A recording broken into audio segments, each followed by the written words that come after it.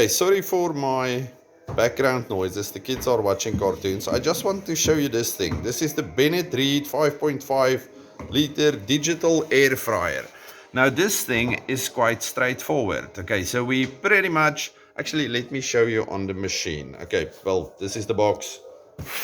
There we have some delicious things you can make. There we have the other side of the box, which looks exactly like the front of the box. Wait, they have more chips over there. And then this is what you get. Dishwasher safe, this thing, but it's one of those pull-out ones.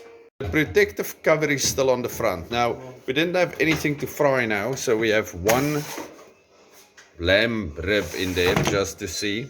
Okay, so now let me show you how this works. Okay, like I said, the protective cover is still on here. Now, if you press this thing, it shows you like fries and whatever, and I think it's a shrimp. That doesn't matter. Just look at the degrees. Okay, and if you don't like the degrees, you can change them. Anyway, so now let's say we want to make our thing. I think I set the time. Oh wait, let me just stop it again. First time playing with this.